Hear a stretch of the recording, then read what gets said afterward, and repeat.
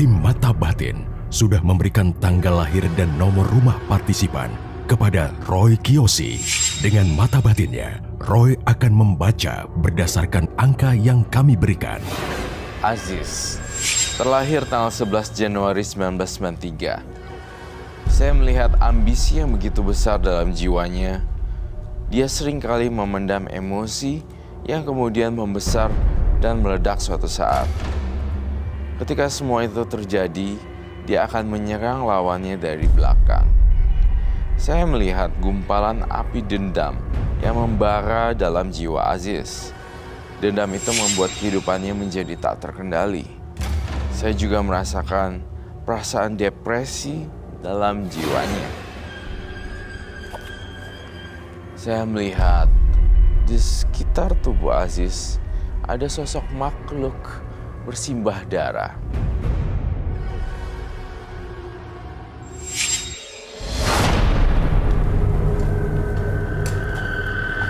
Halo, selamat malam. Selamat malam, Roy. Silakan duduk semuanya. Terima kasih.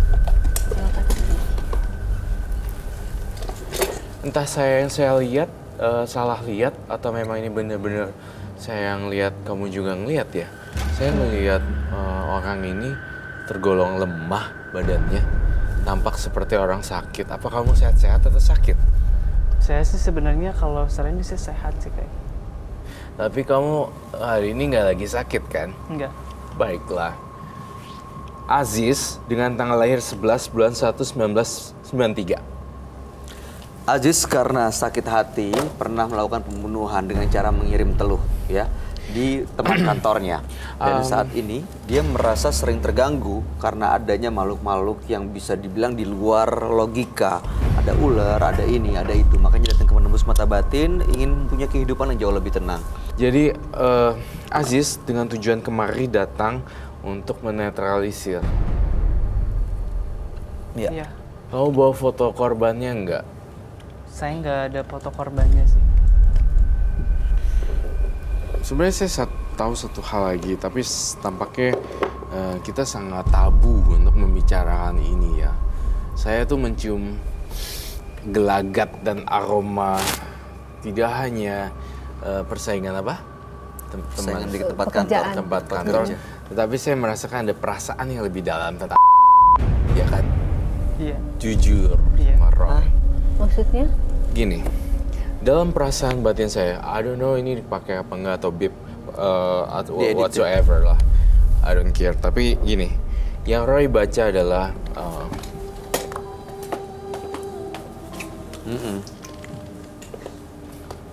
mohon maaf sekali ya Aziz ya, di sini adalah meja kejujuran. Saya tidak menitik beratkan itunya sih, dan itu adalah pilihan manusia. Tapi ketika berbicara Aziz, saya merasa ada sakit dan luka batin yang dilakukan oleh nampaknya hubungannya adalah cinta terlarang. Ya kan?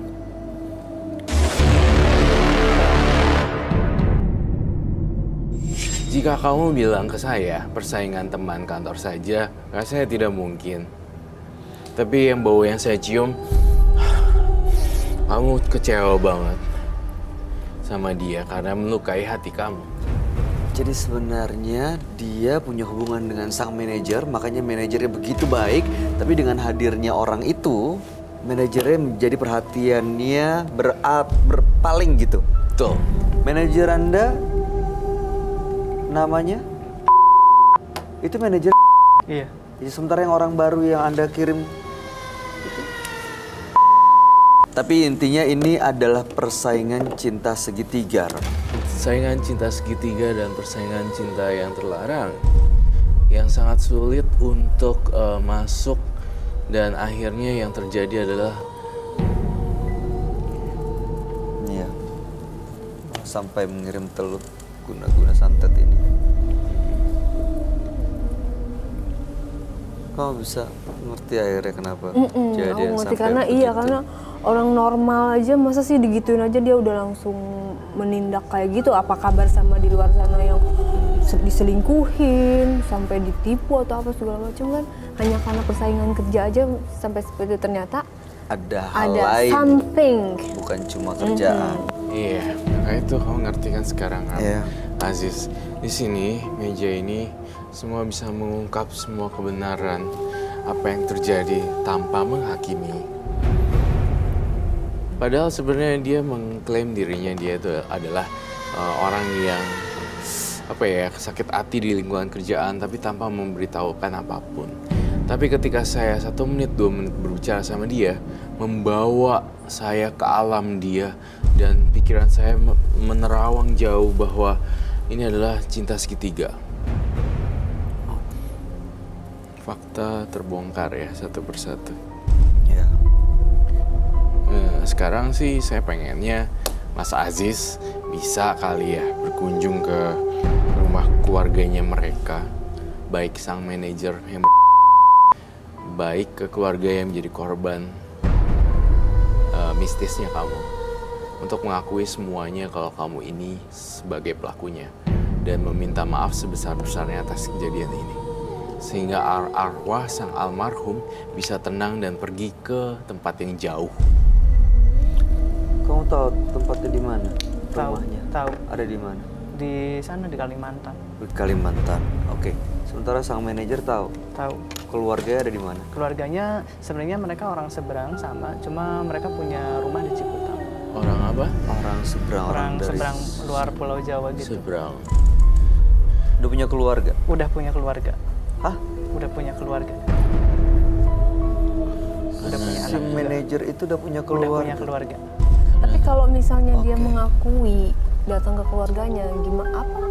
Tanggapannya ya? Nggak bakalan dipukulin tuh sama keluarganya? Gimana tuh, Karena Ray? kesel banget kan? Harusnya sih nggak dipukulin tapi di-reject, dimarah-marahin. Iya. Dan arwah yang gentayangan ini, teman kantornya ini ada di dekat kita saat ini, Roy. Ada, bisa dipanggil harusnya sama Aziz. Kenapa? Takut ya? Takut. Pernah ngeliat nggak? Pernah ketemu nggak? Kayak ngikutin belakang ya. Coba aja panggil. Kan kamu yang ngelakuin. Harusnya kamu berani bertanggung jawab kan? Tapi aku takut. Coba aja dulu kita komunikasi, minta maaf, dan kita lihat apa yang terjadi.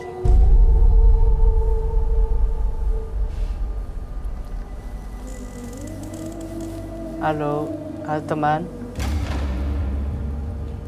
Hai temanku dimanapun kamu berada. Di sini aku akan mencoba meminta maaf jika kamu mau memaafkan aku. Aku akan coba datang ke kuburan kamu. Secepatnya aku akan pergi ke kuburan kamu. Sebutin namanya siapa? Namanya?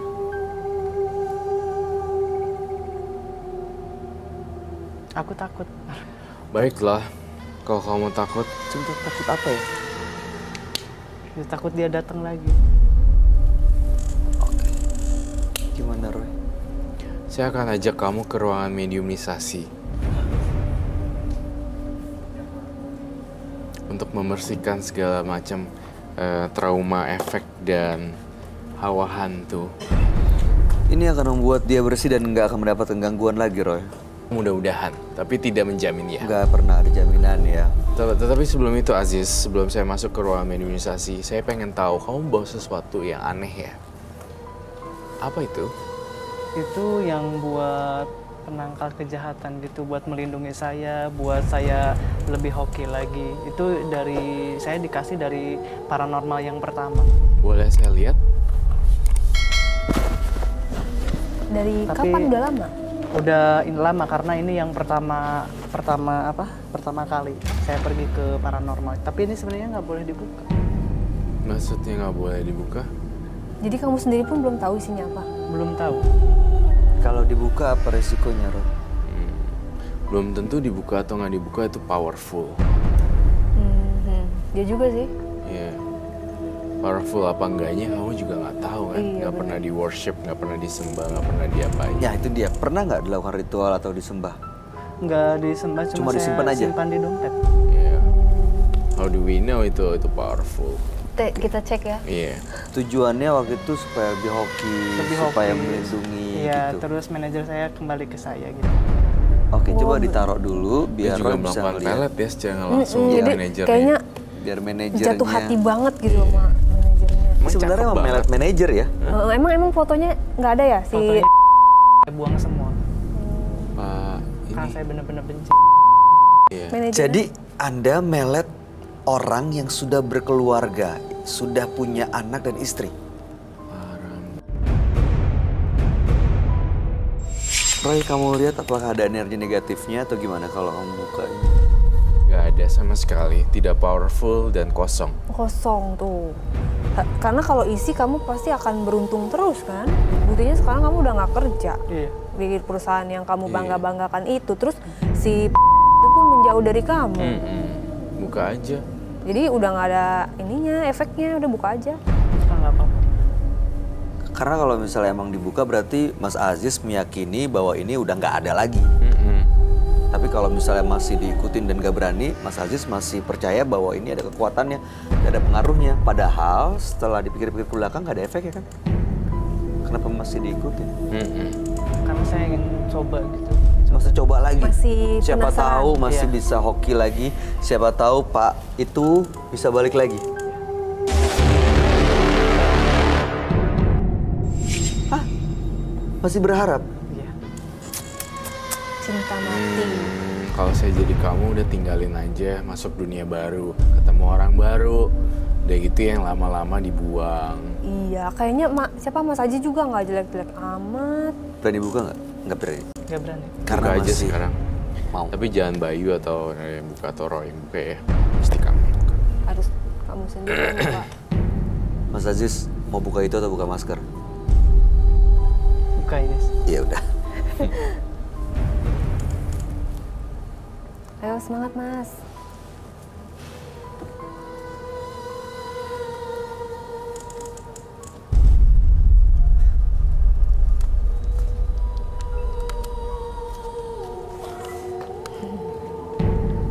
Kok saya dengar suara sesuatu ya?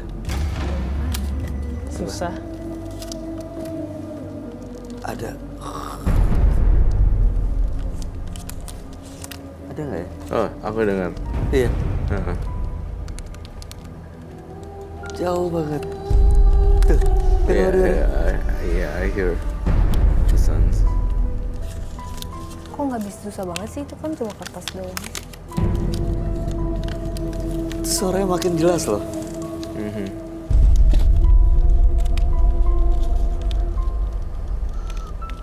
Kenapa susah dibuka ya? Diceples Kayak kan? ada suara nafas gitu.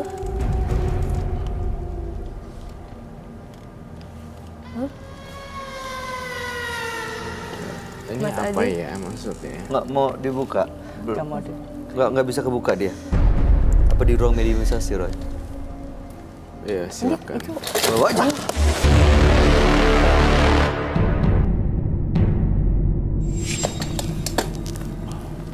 Mas, ya udah gini deh, kita bawa aja langsung ke ruang sana ya, Roy ya. Siap. Oke. Oke, ini dibawa. Mas Aziz bawa. Oke. Rey, bawa lilin. Ya.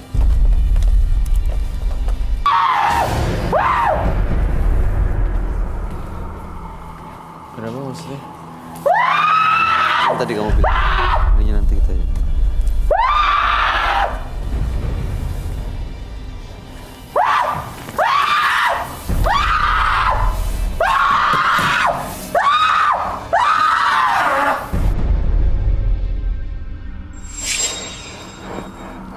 Biarin aja, tunggu dia capek dulu baru kita buat lingkarannya. Ya.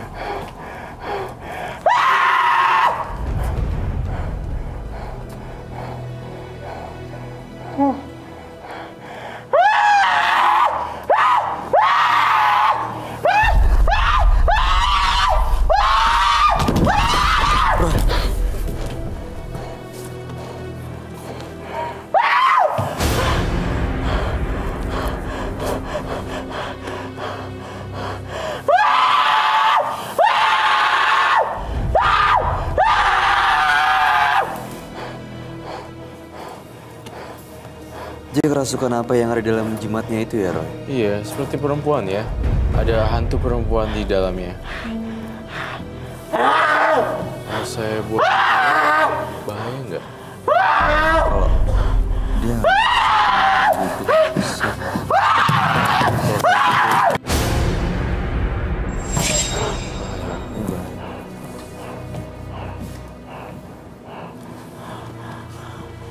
Coba saya butuh kain hitam.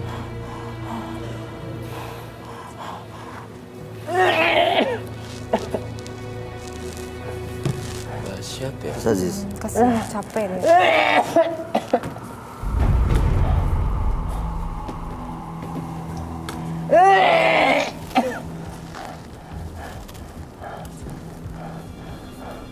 Mas Aziz sudah bisa dengar saya?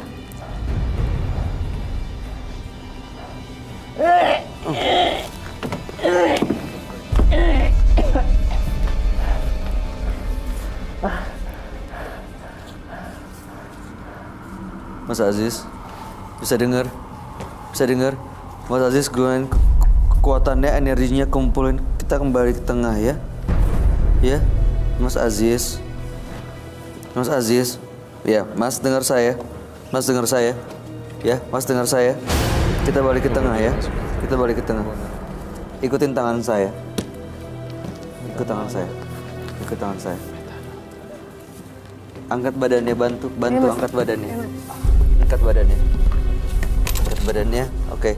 Mas, oke, bisa jalan. Bisa geser, bisa geser. Bisa bantu. Aduh. Bantu terus. Oh, harus berada di lingkaran ini ya. Oke. Mas Jangan Aziz, bangun, duduk.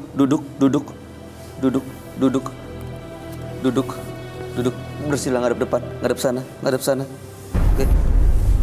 Kamu harus berada di tengah ya, Mas Aziz.